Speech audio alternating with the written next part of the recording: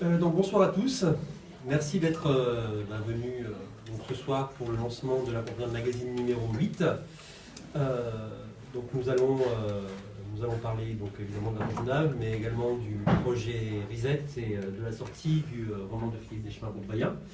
On va commencer par discuter de ce beau projet qui est Reset, donc avec l'éditeur Feu Sacré qui est ici présent, Fabien Thévenot, qui peut peut-être nous en dire quelques mots, peut-être avant que tu commences, pour présenter un petit peu tout le monde, sinon on va commencer par ça. Donc Fabien, Tristan, Lionel et Philippe Deschamps, donc, et Christophe. Tristan Perreton et Lionel. Merci, c'est gentil. Donc je te laisse la parole sur le projet. Tu vois, on peut peut-être dire déjà comment est né le projet. Je pense que ce serait peut-être une bonne base. En fait, il se trouve qu'en tant que petit éditeur, on a des petits moyens, donc on n'arrive pas toujours à éditer tout ce qu'on voudrait. Et il se trouve que moi je travaille surtout avec des auteurs qui ne sont pas du tout de Lyon. C'est des gens qui sont sur Paris, sur le Loire-Atlantique, enfin disséminés partout. Et voilà, en fait, depuis que la maison d'édition s'est montée il y a 3 ans, j'ai eu l'occasion de rencontrer beaucoup d'auteurs, des gens que je connaissais depuis longtemps, des nouvelles têtes, etc. Et il y avait l'envie de faire quelque chose avec tout ce monde-là, mais il n'y avait pas vraiment l'économie, il n'y avait pas vraiment de... Donc voilà, l'idée c'est proposer. Je me suis dit comment faire pour proposer des textes, travailler avec des auteurs dans un nouveau contexte, et du coup le fait de proposer un projet sur internet m'a semblé la plateforme idéale. Moi je ne lis absolument pas d'e-book, pourtant on propose des bouquins en e-book. Je lis assez peu de littérature sur internet, enfin c'est pas du tout pour moi un intérêt pour les nouvelles technologies, mais bon voilà, c'est vraiment je pense que si on avait eu les moyens de proposer un livre, je pense qu'on l'aurait fait en librairie. Il se trouve qu'économiquement, c'était pas vraiment ça. Donc voilà. L'idée est venue aussi de partir dans cette direction. Donc, de quoi est-ce que tu avais envie de parler en fait quand tu as monté le projet Reset? Quel était le but premier de ce projet? Comme le but c'était de travailler avec des auteurs locaux, j'ai cherché un sujet qui me semblait un peu fédérateur, et je me suis dit que effectivement le sujet de notre ville était un sujet vachement fort, surtout que la ville avait quand même beaucoup muté ces dernières années. Et puis pour ma part, j'avais des choses que je voulais exprimer. Moi j'écris pas du tout, donc du coup il y avait des choses que j'avais envie dont j'avais envie de parler. Et du coup, tout est un peu dans ce dont j'avais envie de parler se trouve dans le petit texte d'introduction du projet. Mm-hmm. Voilà, et puis donc c'était un peu la base, quoi. C'était un peu proposer un regard critique sur la ville. Après, c'était aussi le but, c'était aussi de poser cette base-là et de donner le flambeau aux auteurs, et puis de savoir un peu ce que eux pouvaient proposer comme regard, comme quels genres ils pouvaient utiliser pour parler de tout ça. Et voilà, ça c'était l'idée motrice. D'accord, donc tu es parti du constat que la ville de Lyon avait beaucoup muté. Ouais. Et donc tu t'es interrogé en fait sur le regard que pouvaient porter des auteurs sur ces mutations finalement, ouais, sur ce qu'était aujourd'hui la ville de Lyon. Peut-être parce que dans l'imagerie ou dans ce que la ville de Lyon porte comme image d'elle-même, à la fois à Lyon et au-delà de Lyon, il y avait quelque chose dans lequel toi tu ne te reconnaissais pas en tant que Lyonnais, finalement, de l'adoption, certes, mais en tant que Lyonnais. Oui, tout à fait. Oui, je pense que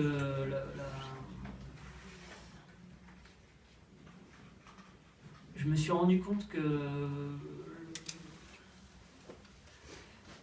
comme la ville de Lyon communique beaucoup et que la communication est une forme une façon de raconter des histoires, une forme narrative finalement, oui.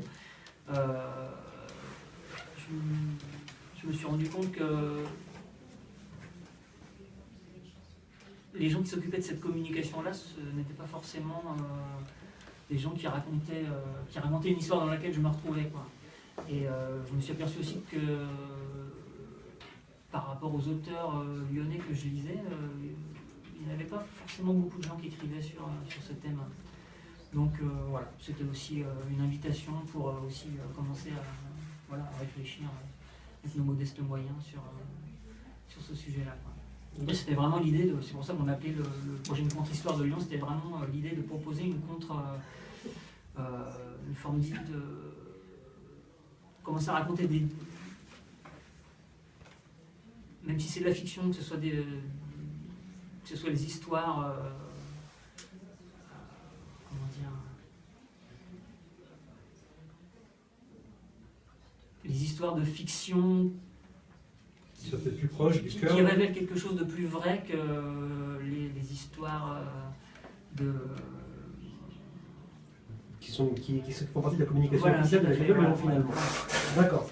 Donc, loin de la communication officielle, des communications officielles de la ville de Lyon, une vision finalement d'artistes et de Lyonnais sur cette ville dans laquelle ils sont nés ou qu'ils ont choisi comme lieu de résidence et qui sont finalement des lieux dans lesquels ils s'expriment et depuis lesquels ils s'expriment, donc qui sont forcément partie prenante de leur œuvre. On va peut-être demander aux quelques auteurs qui sont autour de nous de parler un petit peu de leur travail sur ce projet. Si tu peux bien commencer, Tristan. Très bien. Donc, je vais te couper en fait pour expliquer aux gens qui ne sauraient pas. Rosette, donc une contre-histoire de Lyon, pour expliquer comment ça fonctionne. Donc, Fabien a lancé le projet et l'idée était de réunir 12 auteurs en fait, qui allaient proposer leur vision de Lyon chaque mois. Ça c'est important à savoir. Donc, c'est un projet qui a démarré en janvier, qui va durer une année. Donc il y a 12 auteurs pour chaque mois de l'année. Et l'idée c'est de créer un genre de feuilleton finalement, où chacun de ces auteurs donc lyonnais allait apporter sa vision de Lyon. Donc ici là on a quatre des auteurs qui ont participé à ce projet.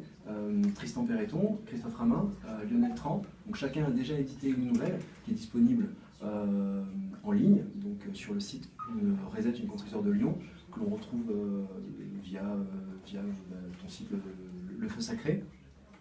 Moi je fais partie également du projet en tant qu'auteur, je n'ai pas encore publié la mienne qui devrait arriver en juillet. Donc voilà, l'idée c'est de proposer un projet qui soit assez long, que tout le monde puisse suivre finalement tout au long de l'année et puis redécouvrir des auteurs lyonnais qui parlent de leur vie. Et Tristan, donc toi tu as publié ta première nouvelle. Voilà, au mois de mars. Et par rapport à ce que tu disais justement, que la plupart des auteurs que tu as invités n'avaient pas écrit sur Lyon, moi je me retrouve un peu dans l'inverse, parce que j'ai sorti 2 livres auparavant, un roman et un roman feuilleton. Mon roman est strictement ancré à Lyon, et puis dans des rêves aussi, mais à Lyon, et mon roman feuilleton qui est en 6 épisodes, qui se passe dans des endroits différents, et un épisode se passe à Lyon. Donc j'avais eu l'impression d'en avoir beaucoup écrit déjà sur ma ville. Mais t'as un peu l'exception qui confirme là. Ouais, on va dire ça. Donc le projet m'a forcément interpellé, ça me plaît, j'aime écrire sur cette ville où je suis né. Mais il fallait que je me renouvelle aussi, parce que j'avais eu l'impression déjà d'avoir un peu écrit sur tous mes fantasmes que j'avais pu... je m'étais déjà bien amusé dessus. Mais l'idée était excitante parce que forcément tu dois te renouveler sur le sujet. Donc par rapport à cette nouvelle-là, c'était donc au mois de mars. Le mois donc, de mars qui était... comme son nom l'indique, est patronné par la planète Mars, et qui était un mois en fait à une époque antique, parce que je suis assez friand de lecture du passé, qui était donc un mois porté sur la guerre et sur la planète Mars. Et j'ai choisi d'axer mon travail, mon écriture sur une vision un peu guerre de la cité, en prenant un démolisseur qui détruit le patrimoine, on va dire, enfin le patrimoine qui n'est pas considéré comme du patrimoine, et comme on peut tous ressentir quand on passe devant une belle maison, un peu traditionnelle ou quoi, qui est détruite pour construire un bloc de béton ouvert, donc on sait très bien que ça nous touche forcément, mais j'ai voulu essayer de dépasser ça, je ne voulais pas faire un truc nostalgique. Après, rarement, bon, ça n'a pas forcément marché, on m'a dit ouais, ton texte est nostalgique, et moi je voulais combattre ça. C'est-à-dire que on parlait des mutations de la ville et de tout. C'est sûr que bon, forcément, je ne me reconnais pas dans l'évolution de la ville et des projets économiques ou des territoires urbains, tous les enjeux qui sont à la mode maintenant. Et là, c'est le chemin que prennent toutes les métropoles. Et Lyon est quand même une assez grosse métropole qui fédère beaucoup de gens. Je suis témoin de ça, mais je ne pourrais pas le changer en fait. Et je ne veux pas me complaire dans me dire ah, c'était quand même vachement mieux ces maisons en 1930 et ces taudis qu'on a détruit, tout ça. Forcément, ça me fait de la peine, mais j'ai envie de voir plus loin et de me dire que en fait, finalement, le côté destructeur, c'est aussi un côté régénérateur et qu'on ne sait pas de quoi l'avenir sera fait. Mais voilà, détruisons et on verra. C'était juste un côté prendre un peu le contre-pied justement de la flagellation, de toujours se dire ah, le monde de maintenant c'est de la merde, tout ce qu'on construit c'est horrible, on vit dans une époque pas possible. Est-ce que c'était vraiment mieux avant? Je ne sais pas. Simplement on est acteur d'aujourd'hui et j'avais envie de faire un texte sur le présent. Voilà, pour la nouvelle grisette, en tout cas. D'accord, donc tu as raconté un peu cette restructuration de la métropole, du visage en fait, de cette métropole, à l'aune des transformations. C'est un autre côté plus, je veux dire solaire, parce que voilà, après, comme je disais, j'aime bien les lectures antiques et tous ces trucs-là. Donc en Lyon, vous savez, je pense tous que c'est une ville qui existe depuis très longtemps. D'ailleurs, toute la communication de la ville, c'est vachement là-dessus, sur la capitale des Trois Gaules, qui, bon, c'était un petit moment, la capitale des Trois Gaules maintenant. Mais c'est quand même un héritage que, en tant que Lyonnais, j'ai toujours connu, toujours aimé. Et je ne peux pas m'empêcher d'être fasciné par l'Antiquité. Et la ville de Lyon, donc, comme elle s'appelait Ville du Nome, qui était une ville dédiée au dieu Loup, qui était donc une sorte de dieu solaire, l'équivalent du Mercure romain. Et j'ai toujours une fascination pour le soleil, j'ai toujours été aimé ça. Donc, à travers ce texte-là, j'ai essayé à ma façon de traduire un aspect solaire, c'est-à-dire que ce côté destructeur. Mais sans cette destruction, en fait, le soleil peut brûler, mais sans lui, en fait, on n'existe pas. Ça paraît un peu perché, mais c'est l'intention que j'ai voulu minimum et que j'ai voulu défendre derrière ça. Oui, bien sûr.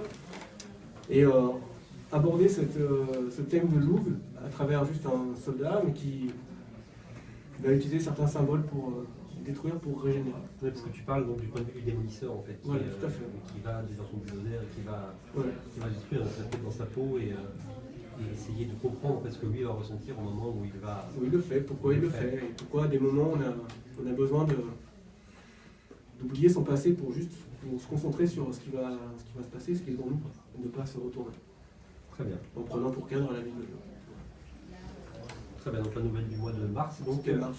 Pour le projet Histoire de Lyon. Je ne sais pas si tu as quelque chose à rajouter par rapport à... Non, mais par contre, voilà, après, n'hésitez pas à intervenir. Si vous avez des questions, c'est vrai, c'est peut-être plus sur cette nouvelle, sur... dynamique pour la suite, voilà. On fera les questions après. Oui, peut-être.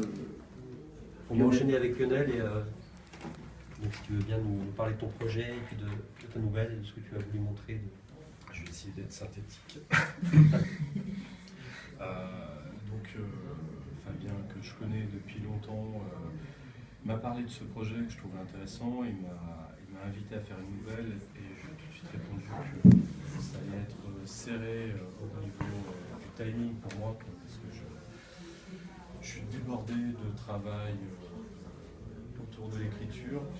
Et quand il m'a demandé ça, donc ça me paraissait difficile. Moi, j'ai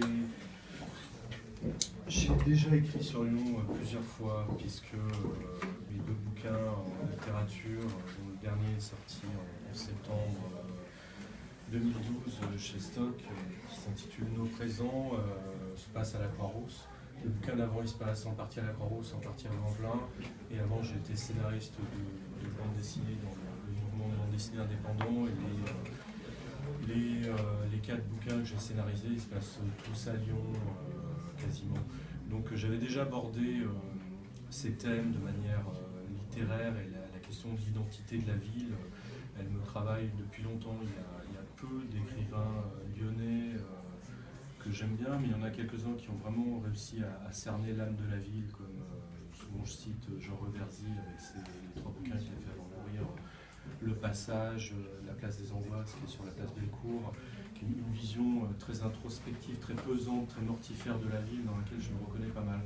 Donc j'avais déjà travaillé sur sur la ville de Lyon. Et quand Fabien m'a proposé de participer, je me suis dit que je souhaitais avoir une approche différente, pas en termes de sujet, mais de forme. Et par ailleurs, moi je suis venu à l'écriture vraiment en tâtonnant comme tout le monde, parce que on n'apprend pas à être écrivain, comme on dit, donc j'ai passé plein d'étapes comme ça. Et au bout d'un moment, je me suis mis à animer des ateliers d'écriture, ce que j'ai fait pendant 12 ans. J'ai pu analyser ce qui s'y faisait, comment on travaillait, et ces hypothèses-là, elles ont beaucoup évolué pour moi depuis plusieurs années, puisque je me suis penché sur les formations qui se font dans les pays anglo-saxons, beaucoup plus axées sur le récit, sur la narration, tout ça. Et donc moi, ça m'amène à créer une structure qui combine le travail de fond qui se fait, le travail de style qui se fait dans les ateliers d'écriture français, et puis un travail vraiment du côté technique de qu'est-ce que la narration, comment impliquer le lecteur. Donc il y avait toutes ces questions-là, et c'est des questions qui bougent beaucoup en France, puisque depuis 1 ou 2 ans, il y a la création de masters d'écriture créative qui s'inspirent, soi-disant, des masters qu'il y a dans les facs américaines. Et moi, c'est des questions que je creuse depuis longtemps, et je suis associé à la création de diplômes universitaires qu'on espère transformer en master, qui repose beaucoup sur le récit, à la fois un travail introspectif, un travail de style et un travail d'apprentissage. Il se trouve que c'est une formation qui s'est ouverte au printemps dernier, et là je devais être responsable du 2e module, dont le premier tiers de travail était, je devais amener des étudiants à écrire une nouvelle horrifique.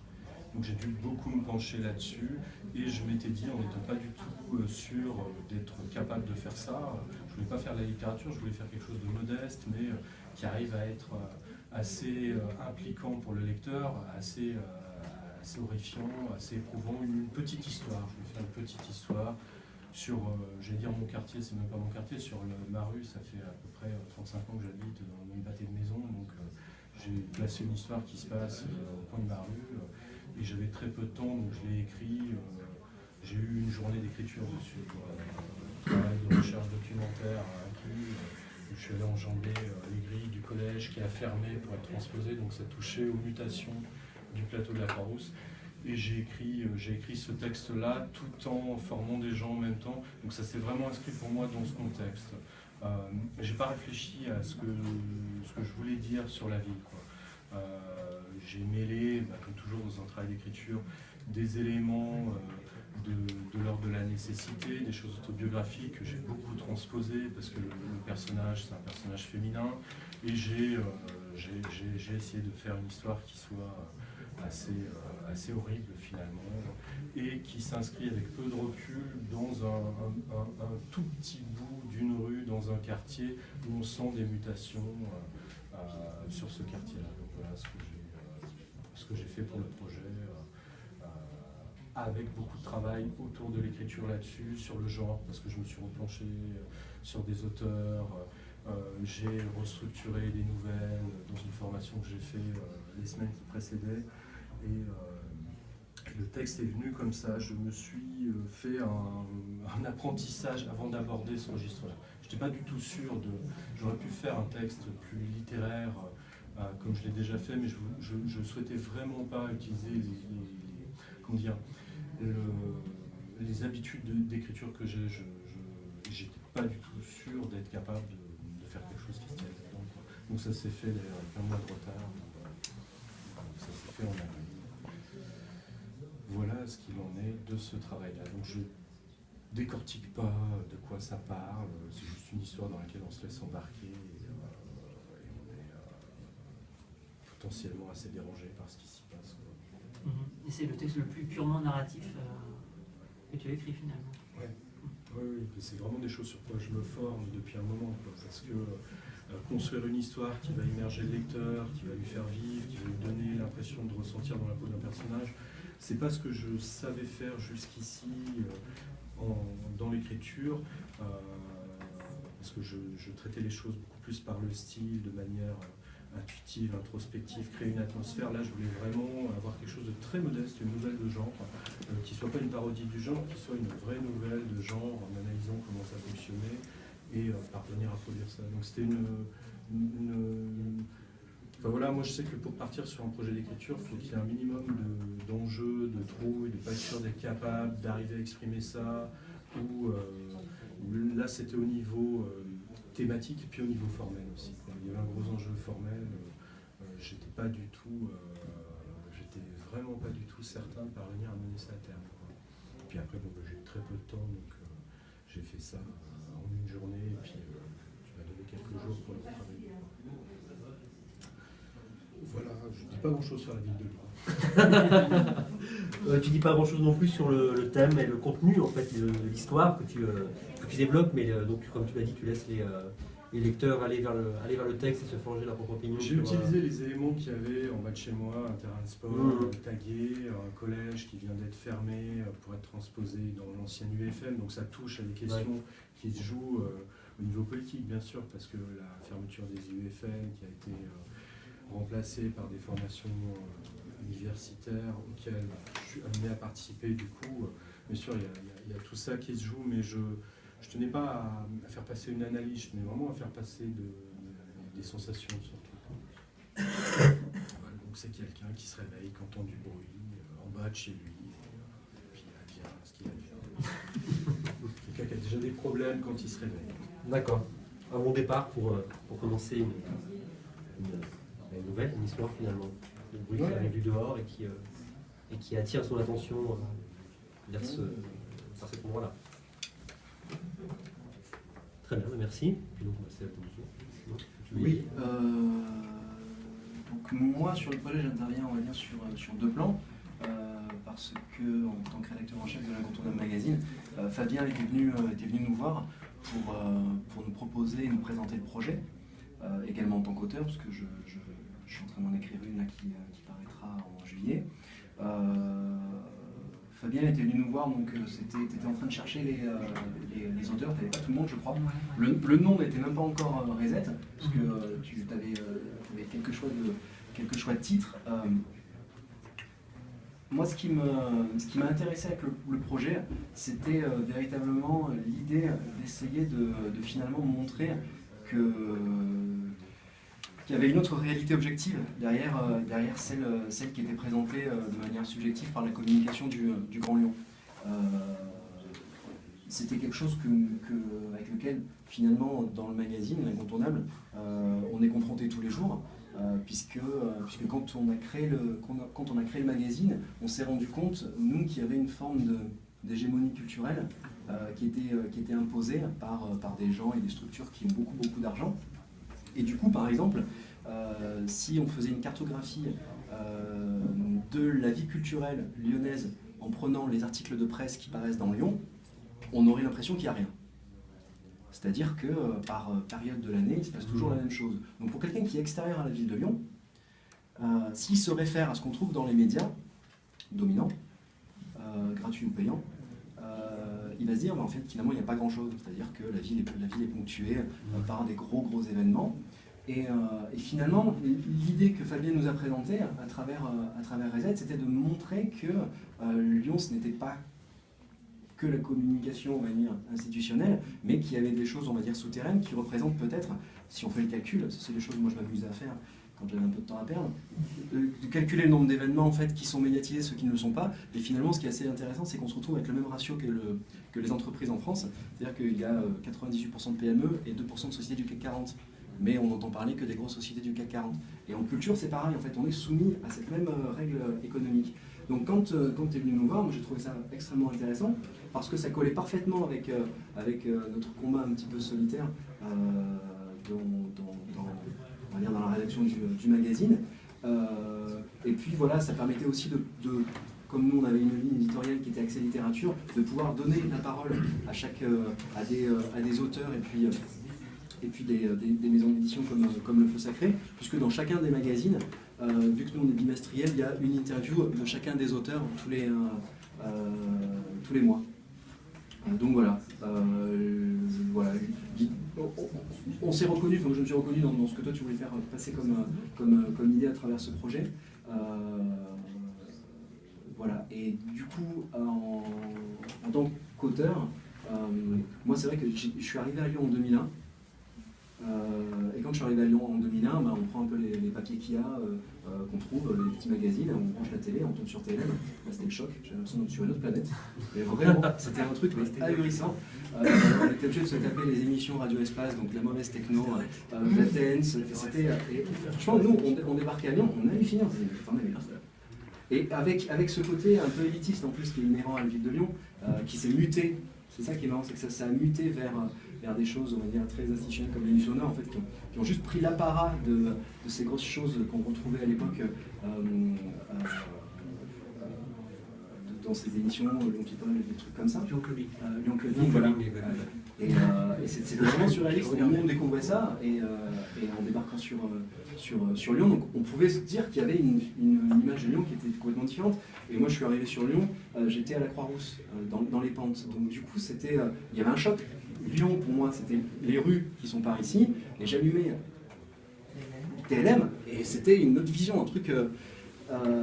donc du coup, après, depuis 2001, moi j'ai vu la ville évoluer également, mais finalement, je pense que c'est ce qui se passe depuis 1830 à Lyon, même un petit peu avant. C'est le décor qui change, mais derrière, ce sont les mêmes gens, ce sont les mêmes idéologies, et ça s'est passé, on va dire, dans une version un petit peu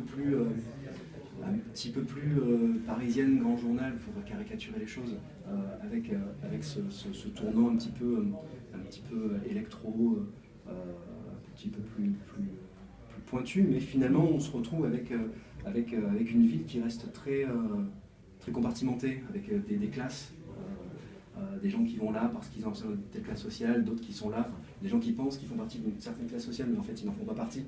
Mais on leur donne l'illusion qu'ils le sont, donc ils vont là-bas. Donc voilà, l'idée c'était de parler de ça. Et puis moi, plus directement, ma nouvelle, elle est directement inspirée d'Orwell, parce que c'est un écrivain que j'aime beaucoup, en tant qu'écrivain, en tant que philosophe, en tant comme politique également.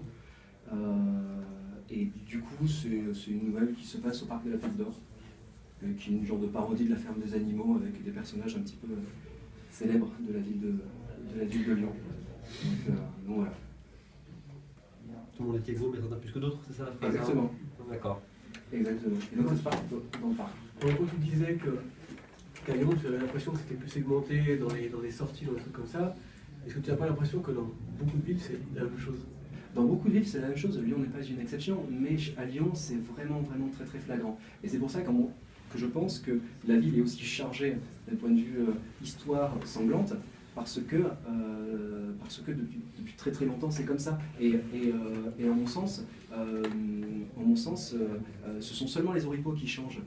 On fait croire que, moi je suis très inspiré également par Pasolini, qui explique que lui il est effaré de ce qui arrive en Italie à l'époque, parce que les Italiens se prennent pour des... Enfin, on va dire, le prolétariat italien se pense être bourgeois, vit comme des bourgeois, mais sans l'argent des bourgeois. Et à Lyon, c'est un peu pareil. Il n'y a plus de conscience de classe finalement. Les gens pensent que parce qu'ils vont à tel ou tel endroit, ils font partie de telle ou telle classe sociale. À mon sens, c'est le fantasme, c'est la fantasmagorie du capital, si on peut appeler ça comme ça. Mais à Lyon, c'est très très très marqué quand même. Plus, en mon sens, qu'à Paris par exemple. Ou dans d'autres villes, type Marseille, ou peut-être Toulouse. Après, je ne connais pas toutes les villes de France, mais j'en ai fait quelques-unes. Mais à Lyon, c'est très flagrant en fait. Un peu moins maintenant, parce qu'on est un peu comme l'Italie, on est en retard, c'est marrant, parce que ça, on est super en retard sur... On devient ce que l'Italie était à l'époque de Pasolini. Donc ça s'estompe, puisque finalement on autorise certaines personnes à s'asseoir au banquet.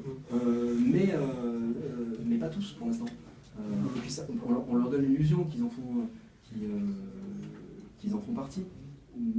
Mais à Lyon, ça reste quand même assez flagrant.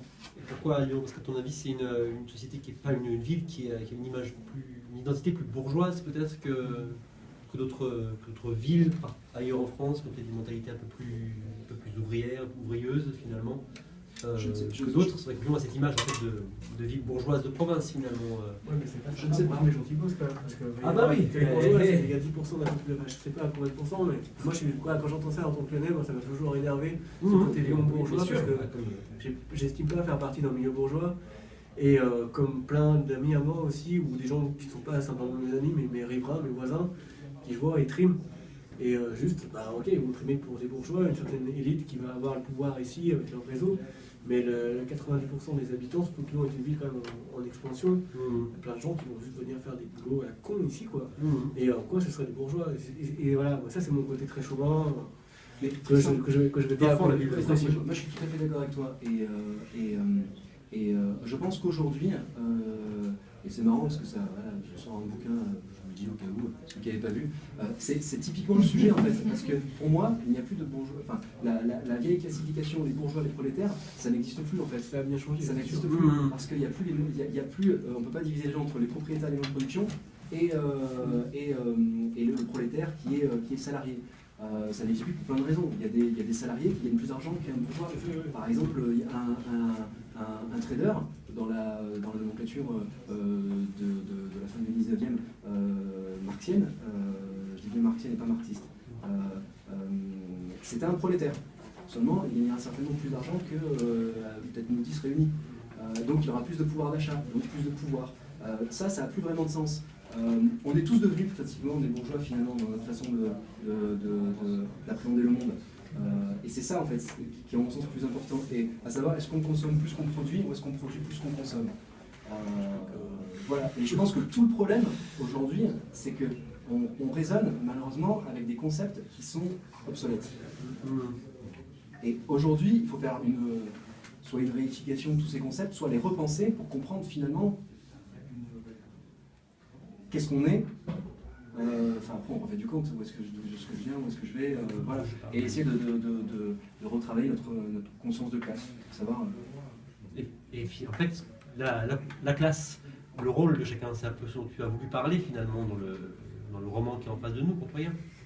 Oui, bah après, comment dire, là je l'ai extrapolé moi dans ce roman. Oui. C'est-à-dire que j'ai divisé la planète en trois zones. Une zone où ils font que consommer, une zone où ils font que produire, et une zone où en fait ils dirigent un peu ça de derrière. Parce qu'à terme, de toute manière, ici, et en plus on est dans une ville qui nous le demande, d'être dans la consommation, voilà, on est dans une ville qui nous pousse à ça, qui donne, on va dire, toute marge de manœuvre à des gens qui vont tirer profit de cela.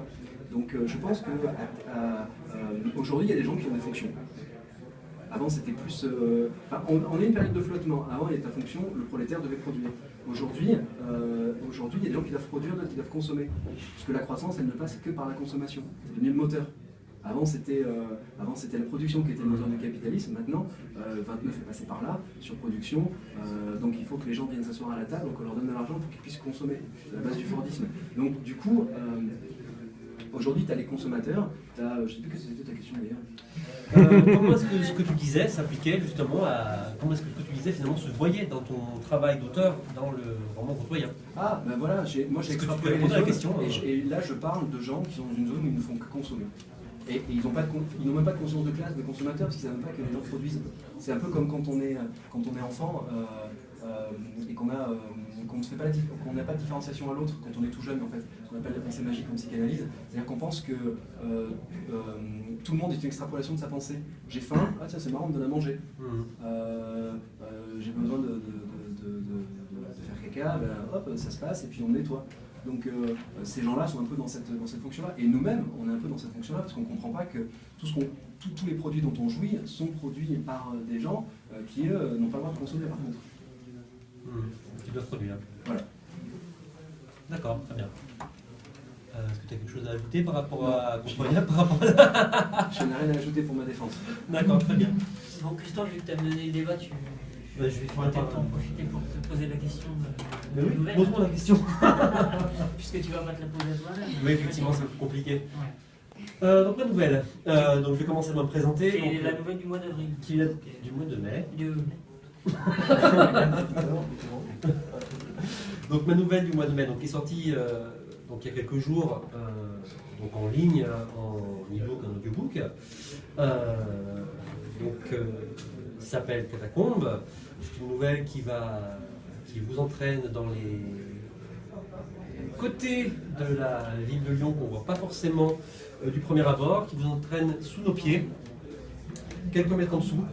Quelques mètres en dessous de nous, il faut savoir qu'il y a un réseau de galeries assez complexe et assez dense qui date d'il y a plusieurs milliers d'années, hein, on estime qu'ils ont été construits par les Gallo-Romains pour drainer l'eau des fleuves jusqu'en haut du plateau de la Croix-Rousse, qui sont complètement fermés au public pour tout un tas de raisons, principalement de sécurité, d'exploitabilité. Et ça m'intéressait d'imaginer, puisqu'il est interdit et illégal de s'y rendre, hein, donc il faut imaginer ce qui s'y passe évidemment, imaginer de quelle manière est-ce qu'une histoire pouvait se passer à l'intérieur, qu'est-ce qu'il pouvait y avoir sous nos pieds en train de dormir, qu'est-ce qu'on pouvait réveiller, qu'est-ce que la ville de Lyon, en perçant un tunnel complémentaire à la Croix-Rousse, détruisant plus de 2000 ans d'histoire en cassant les arêtes de poissons, pouvait éventuellement réveiller. Comment est-ce que la ville de Lyon pouvait se venger et comment est-ce que l'âme de Lyon pouvait être perturbée par les transformations qu'on lui impose. Voilà. Donc une nouvelle qualifiée de Lovecraftienne, je crois. Ctonienne. Ouais, ctonienne, voilà. Donc que je vous invite à aller lire sur le très bon site de très bon éditeur sacré. Merci. Bah, ça me fait plaisir parce que je vois que vous en parlez 10 fois mieux que moi. Donc j'étais content de faire mon rôle de vecteur et de voir que le projet, voilà, le projet continue aussi son cours. Il y en aura donc une par mois encore, donc une en juin, juillet, etc. Donc juillet, Philippe, hein, si je ne m'abuse, sur ta nouvelle qui parlera du parc de la Tête d'Or, des animaux. Le parc des animaux. Voilà. Le parc des animaux. Et donc la prochaine sera donc début juin en ligne. Donc c'est autour du 5, hein, c'est ça, c'est chaque 5 du mois. Chaque 5 du mois, donc en ligne, en e-book téléchargeable, Ouais. écoutable sur SoundCloud et YouTube, hein, si je ne m'abuse. Exactement, ouais. D'accord. Voilà. Très bien. Tout ça gratuit. Et tout ça évidemment gratuit. Donc merci de permettre à nos auteurs que nous sommes de donner leur point de vue sur les transformations qui s'appliquent à la ville de Lyon. Et la dernière nouvelle, au mois de décembre, c'est un appel à écriture. Alors c'est pas un appel. Peut-être je sais pas si Lionel sera plus apte à en parler. Ouais, en fait, c'est un partenariat avec le Feu Sacré, puisque donc, moi je suis en train de monter une structure d'atelier d'écriture sur le plateau de la Croix-Rousse et j'ai engagé certains élèves à travailler là-dessus. Donc on a commencé à bosser, c'est-à-dire on a fait un travail de thématique pour interroger, comme vous le faites là, chacune des personnes du groupe d'écriture sur leur relation à Lyon, creuser qu'est-ce qui a été le plus marquant pour eux dans leur rapport à la ville, et à partir de là on transforme ce matériau quand on sent qu'il est un peu fort émotionnellement en hypothèse d'histoire et en structure des histoires, et les textes vont être écrits à plusieurs, il y aura plusieurs nouvelles produites et puis on choisira. Donc les gens, je vous ai travaillé des gens dessus samedi, quoi. On commence à avoir quelques hypothèses d'histoire. Il y a plusieurs quartiers, ça ne se passera pas à la Croix-Rousse, parce que beaucoup des textes du coup se passent à la Croix-Rousse quand même. Il y aura, ça se passera éventuellement autour de la destruction de la prison de Perrache. C'est quelque chose d'assez intéressant aussi, parce que ça représente dans la ville, le fait qu'on transforme ça en université, ça devient la fac Cato, le fait qu'on décentralise rasé, les prisons Avec les abattoirs. et puis la transformation de ce quartier qui était encore, souvent on parle de la Guillotière, mais c'était encore un des quartiers populaires autour de Perrache, qui s'est peu chatoyé dans c'est à l'abandon. Donc voilà pour ce texte-là, mais il y aura plusieurs textes produits et qui seront écrits, réécrits à plusieurs, parce qu'on travaille comme ça dans une optique d'apprentissage. Et ça sera très narratif aussi, je pense. Ce sera la nouvelle au mois de décembre. Voilà. La dernière nouvelle qui clôturera le projet Rosette, c'est ce soir. Très bien. Ce qui est intéressant quand même, c'est que toi, tu as quand même communiqué sur le projet. Ouais. Et qu'on a eu quasiment zéro retour de médias, de gens qui s'intéressaient au projet, sachant que bon, dans le projet, il y a des illustres inconnus, comme nous, par exemple, ou d'autres. Lionel a quand même édité deux romans, dont un premier, Sida Mental, en 96. Non, C'est 2003. C'était 2007. Je vieillis. Bref, 2007. qui a eu un peu de succès quand même. Pas en France, en Espagne. En Espagne, il y a eu énormément de presse, il y a eu 30 papiers pendant un an. On a considéré comme des auteurs européens, des jeunes auteurs européens prometteurs. Ça a fait vendre un exemplaire de plus en France. Sans Pour ça. Mais, enfin, il y avait des gens qui, quand même, dans le projet, étaient actifs depuis longtemps. Le Feu Sacré, c'est une maison d'édition qui est quand même pas mal implantée. Mais il n'y avait rien eu. Donc il y avait l'effet, je pense qu'on en avait rediscuté, l'effet élection. Et puis il y a eu une interview du Bureau 89 la semaine dernière, je crois. Et c'est assez marrant quand même. Que personne ne soit venu s'intéresser à un projet qui va finalement parler de la ville de Lyon, finalement, qui donne la parole à des artistes. Donc un média culturel, finalement, que ce soit intéressé à un projet qui finalement fait sens dans une ville comme Lyon. On fera les comptes à la fin du championnat aussi. Oui, effectivement, oui, c'est vrai que ça fait que on n'est que la moitié. Est-ce que tu es allé voir la mairie pour vendre le projet Trop critique. Ah. Non, mais peut-être que. Non, mais certainement. C'est ce que j'irais leur dire. Oui, parce que vous voulez vous annoncer, on a acquis le label On les Lions. Donc on va se faire tatouer. Hein, tous les auteurs du projet Reset se font tatouer le petit lion. Ambassadeur On les Lions. Non, je plaisante, mais ouais. Après, c'est vrai que sur les choix des auteurs que tu as choisis, on n'est pas c'est quand même assez noir comme univers pour la plupart. Ouais. Et puis marginal aussi. Pas seulement noir. Parce qu'il y aura l'amour. Bah, c'est pas exclu, après il n'y a pas eu de.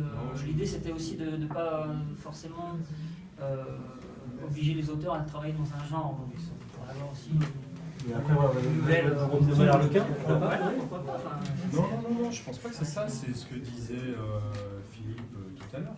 C'est une question de strate.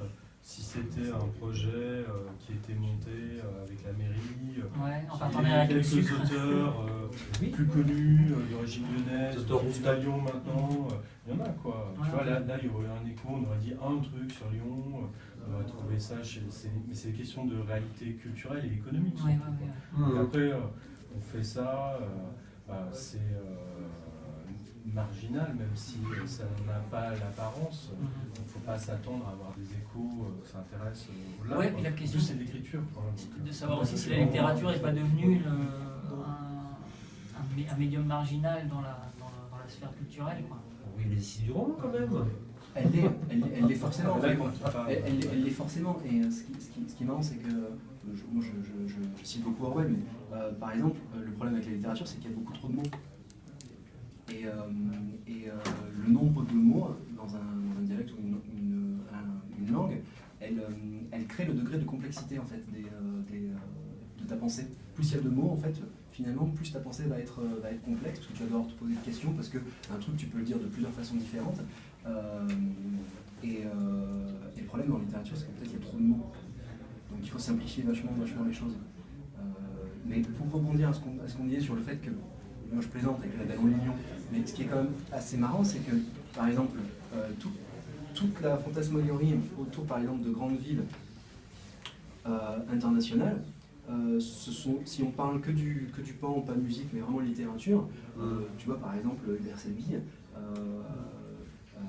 c'est pas très joyeux, quoi. Ça va pas bien New York. Et toute notre imaginaire est créé par soit des écrivains qui étaient en réaction à leur pays ou leur ville, soit des musiciens. Par exemple, Tu parles par rapport à New York? Oui, en Angleterre, les Sex Pistols, qui ne fait pas trop l'Angleterre quand même. Et tout ce que nous on aime chez ces pays anglo-saxons ou autres, c'était des gens qui n'aimaient même pas leur pays. C'est-à-dire qu'il faut comprendre qu'on adore les États-Unis à travers des gens qui détestent les États-Unis.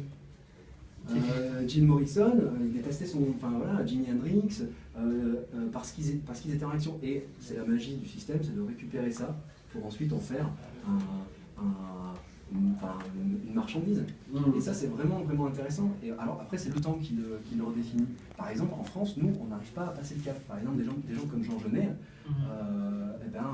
on les enterre.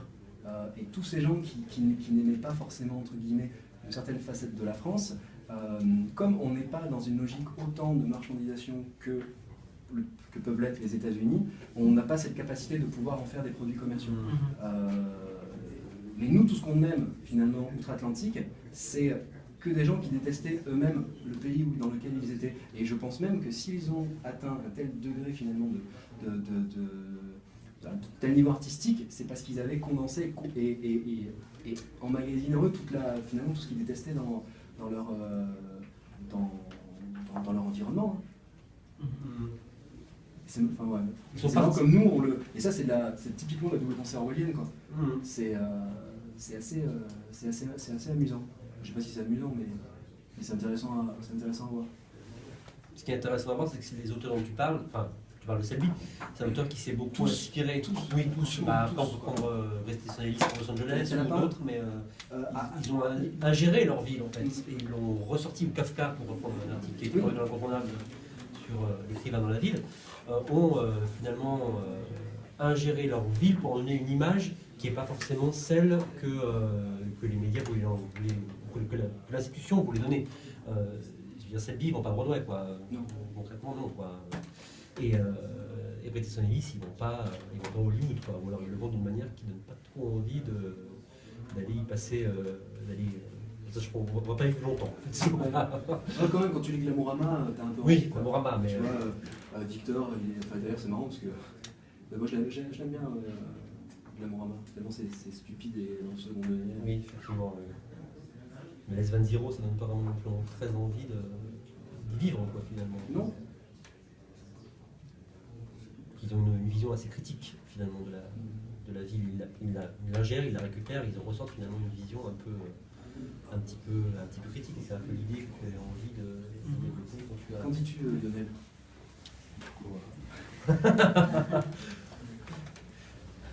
Je sais pas s'il y a quelque chose à ajouter, peut-être des questions sur...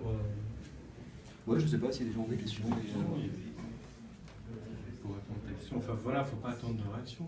Tu sais, quand on fait des trucs, il faut faire des choses bien, ou le moins possible, qui fassent que des gens, avant de faire des produits commerciaux, c'est aussi, dans l'écriture, pour moi, c'est la question de savoir raconter que, effectivement, aujourd'hui, on peut avoir tout un discours sur la culture, l'indifférence, etc.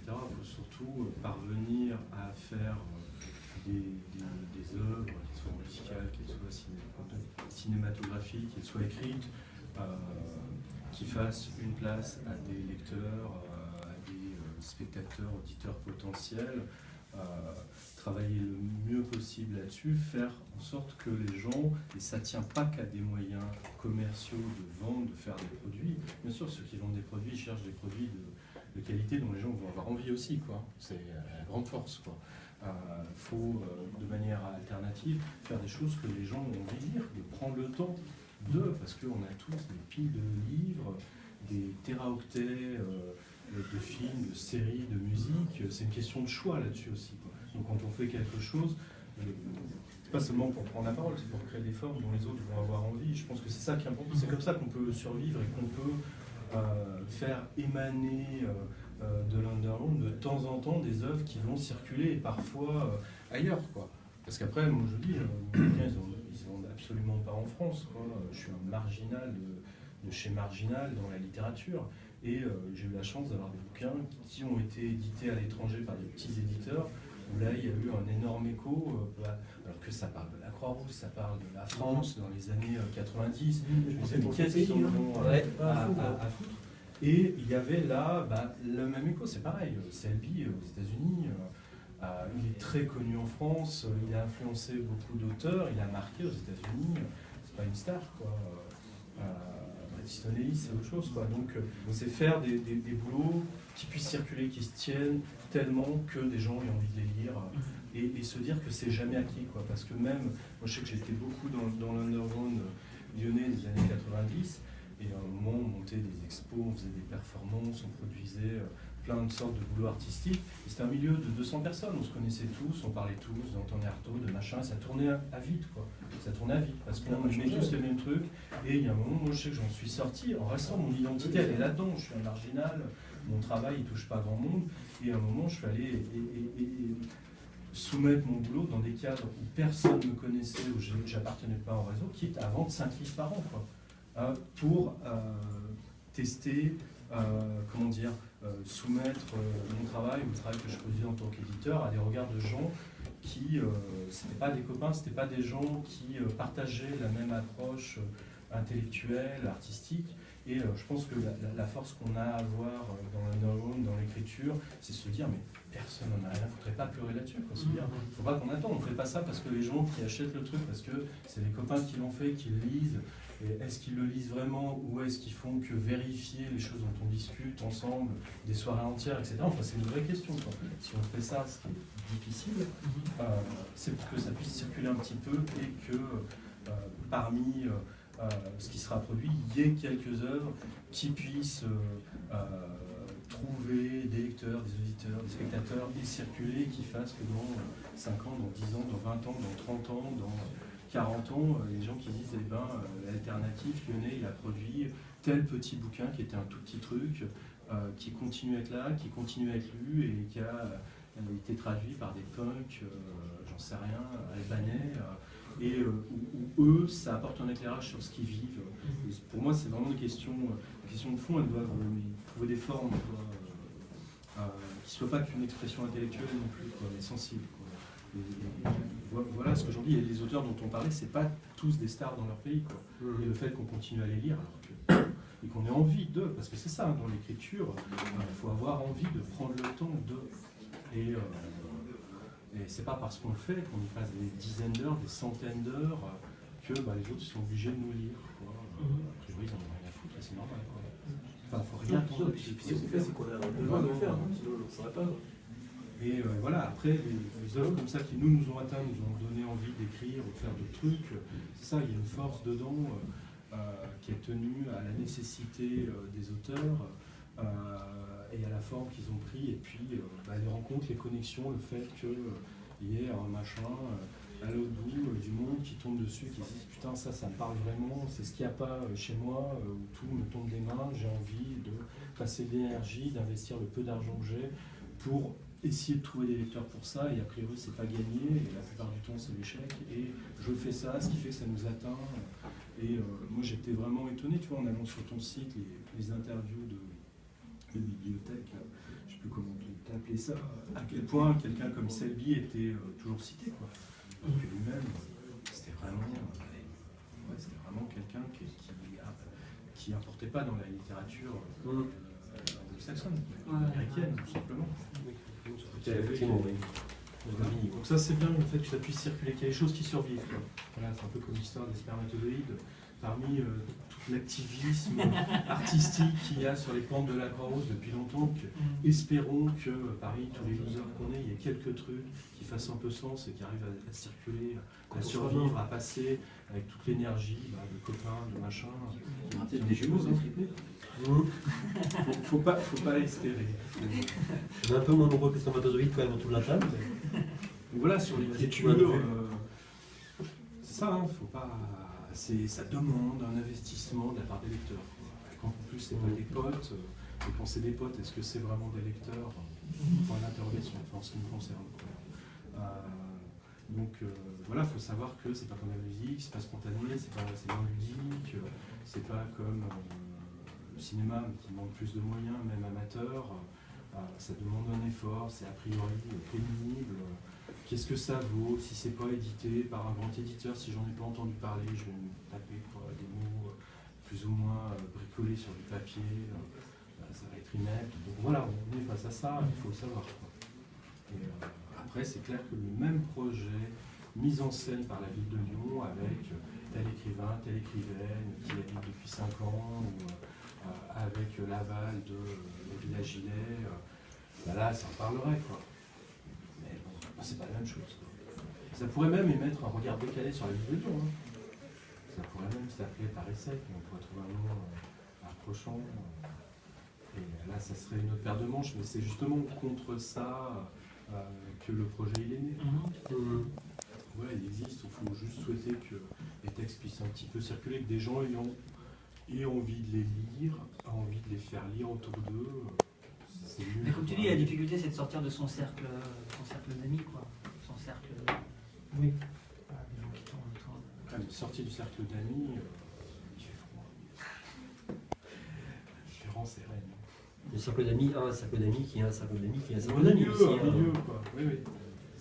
Même ça tourne un peu en rond, quoi. Enfin, en même temps, c'est étayant, c'est important, mais par rapport à un travail d'écriture, c'est important que ça puisse circuler au-delà, quoi, je pense. C'est vraiment vital, même par rapport à l'identité culturelle qu'on défend, les différentes approches. C'est ça qui compte, à mon avis, qu'elle puisse circuler au-delà des ponts de la Brousse, au-delà de Lyon, ailleurs, au-delà de nos cercles, qui sont enrichissants intellectuellement, émotionnellement, comme le vote du lectorat, quoi. Je suis un peu parti. On a fait le tour, je pense. Bon, oui, je crois. Donc, pour récapituler, Risette, professeur de Lyon, 12 auteurs, 12 nouvelles, une par mois. Donc, on est à la 5e et il en reste donc. 7. Mais pourquoi les autres, comment tu as choisi les auteurs?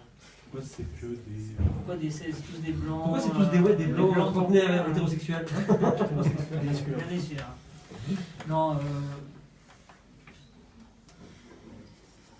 J'aurais pas dû poser c'est. Tu as très bien répondu. Mais j'ai très bien, oui, en fait, bon, il fait référence à une polémique qu'il y a eu sur. Enfin, une polémique, un commentaire à la con qu'il y a eu sur le site de Rue 89 qui met le doigt, c'est vrai, sur quelque chose qui est réel, qui est de savoir pourquoi les auteurs sont tous blancs, trentenaires, et issus plus ou moins du même milieu. J'ai pas vu ça. Ouais. Il y a eu quelqu'un qui a posé la question, bon, bref, j'ai essayé d'y répondre. C'était quoi la question? C'était pourquoi ils sont tous blancs? Ouais, Oui, l'idée c'est pourquoi il n'y a pas de diversité en gros. Et je me suis demandé. On regarde les photos de tout le monde, mais je pense qu'on n'est pas tous blancs au sens stricto sensu du Ouais, terme, déjà. ouais. Moi, je suis pas forcément très blanc. Trentenaire, je sais pas. Trentenaire, super blanc. J'avais oublié. Hétérosexuel, je sais pas trop. Ouais. Voilà. Non, mais comment tu as fait plus sérieusement, comment tu as, derrière ce projet, comment tu as fait le choix des auteurs? Il n'y a pas vraiment eu de choix, ils se sont un peu imposés d'eux-mêmes.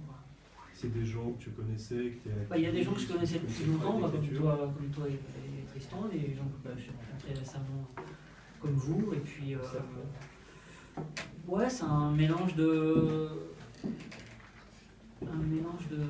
vieilles connaissances et de rencontres récentes, et surtout l'impression que voilà, en faisant une proposition à telle ou telle personne, il pourrait, je sais pas, c'est une intuition en fait, voilà, c'est 12 intuitions sur 12 personnes, voilà, je pense que c'est le plus. Voilà pourquoi je n'ai pas du tout réfléchi à la couleur des gens, à leur sexe aussi, il y a peu de filles, et c'est un peu un regret, c'est vrai que le projet s'est monté tellement vite en fait que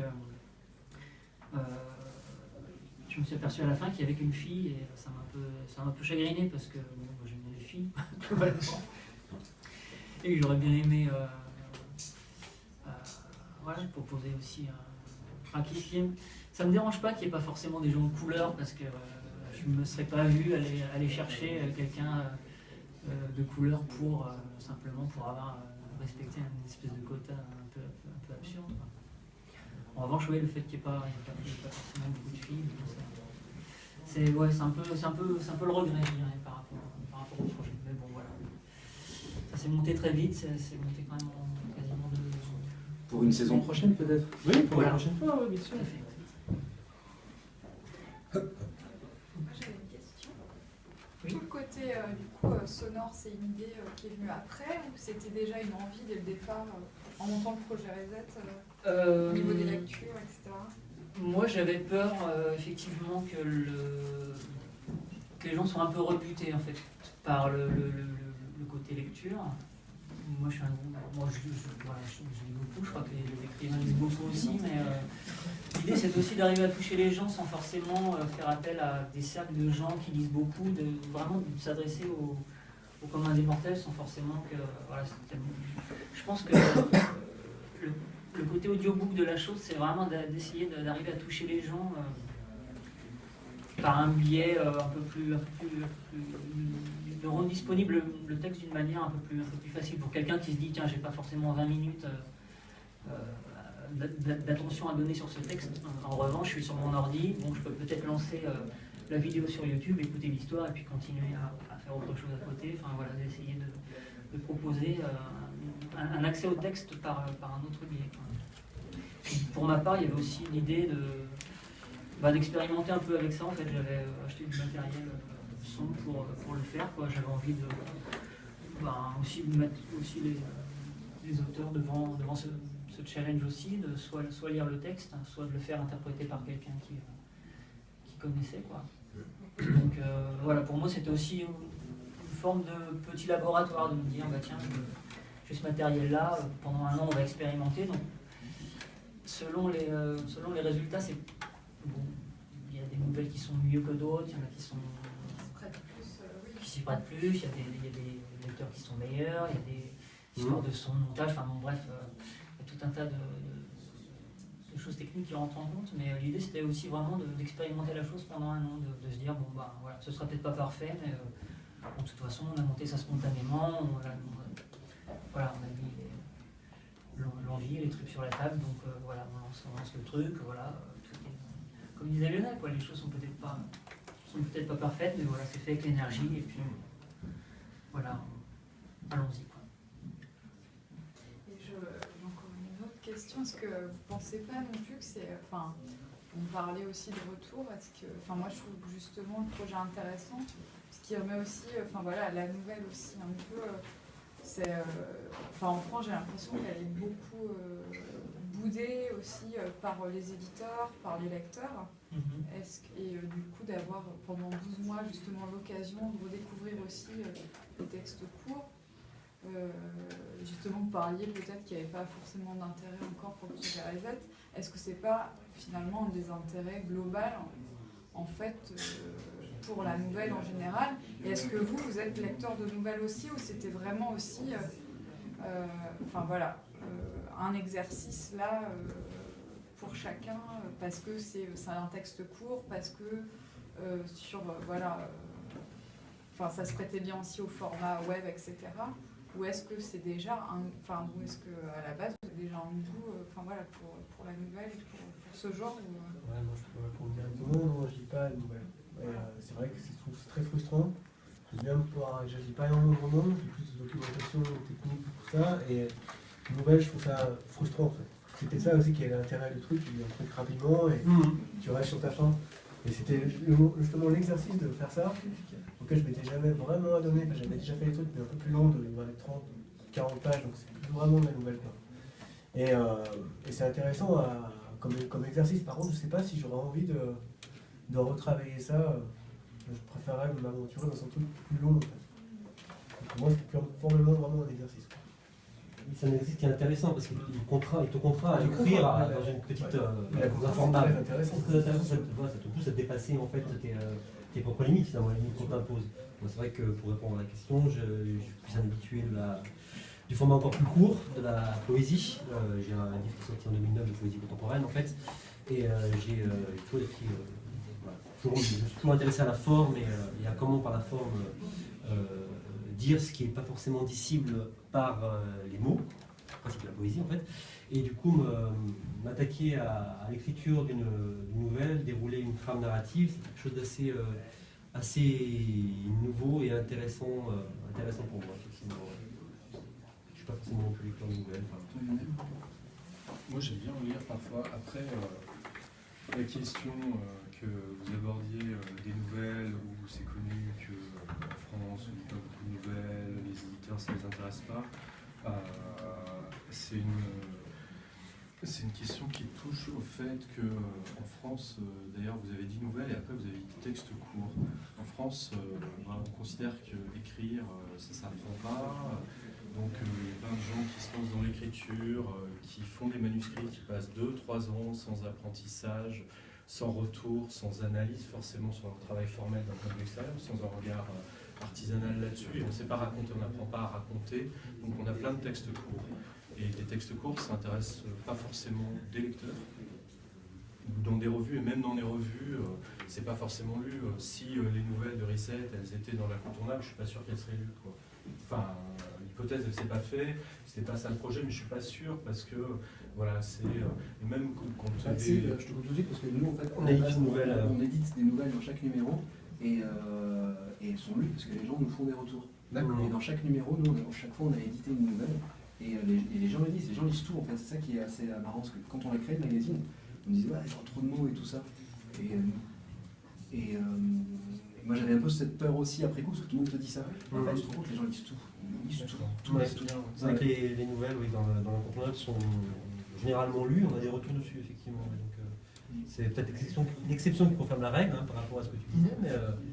Parce que sur la question des nouvelles, voilà, pour moi, j'aime bien lire des nouvelles, mais j'aime bien lire de bonnes histoires courtes, très maîtrisées. Et là, je prends plaisir, et sur un recueil de nouvelles, il y a, je sais pas, 15, 20 nouvelles, je rencontre 200 personnages, des fois, je lis des histoires. Des textes courts, un recueil de textes courts, ça ne m'intéresse pas forcément, c'est pas la même chose. Et si ce qu'on appelle nouvelle, je sais pas toujours ce que ça désigne. Voilà, dans ce sens-là. Même si, comme beaucoup de choses, l'art de la nouvelle, il a été bien maîtrisé, bien possédé en France, au 19e, théorisé. Et moi, je parlais tout à l'heure, des techniques de creative writing. C'est pas de la recette hollywoodienne, hein, c'est vraiment les premiers bouquins de techniques de récit s'appuient sur la maîtrise française de la fiction au 19e. Mais par contre, qui n'est plus enseigné ici depuis 100 ans, quoi.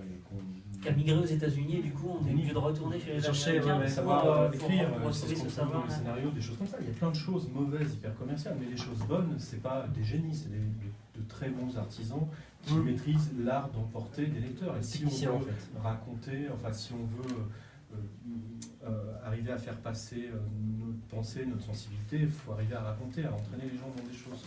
Donc sur la question des nouvelles, voilà, c'est particulier. Des textes courts, il y en a plein. Moi, pour animer des ateliers depuis 12 ans, j'en vois plein. On ne sait produire que des textes courts, quoi. On ne sait pas donner jusqu'à présent des outils pour écrire des romans. Que ce soit des romans de littérature française, introspective, etc., ou des romans de genre, des romans narratifs, quoi. Pour l'instant, on fait écrire du texte et des beaux textes. Donc du texte court, ça pullule en France et il y a des choses de qualité. Après, des véritables nouvelles qui ont une maîtrise, c'est de bonnes petites histoires ciselées, hein, parce que c'est un art d'orfèvre. Et moi, j'aime bien lire des recueils d'histoires courtes.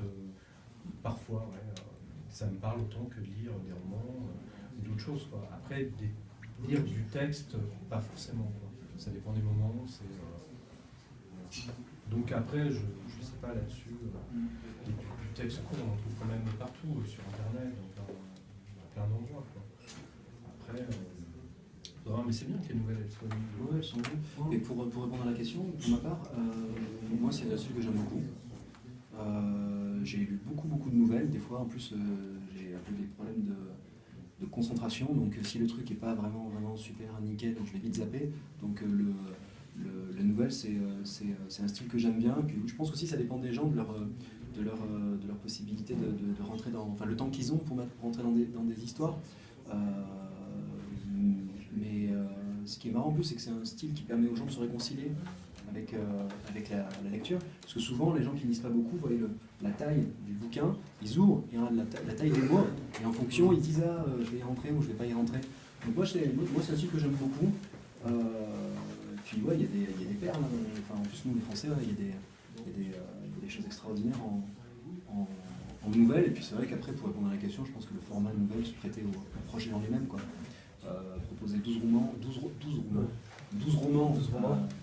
Par mois. Il faudra s'y prendre 5 ans en avance. Ouais, et puis bon, je pense que les gens, personne ne le lirait. Voilà. Est-ce qu'il y a d'autres questions? N'hésitez pas. Bon, bah, il ne nous reste plus qu'à vous dire qu'on n'a pas beaucoup parlé du roman Contoya, donc qui est, on parle une autre fois, édité aux éditions du Cercle Labo ici, et qui est disponible là. Merci. Merci à vous. Merci beaucoup.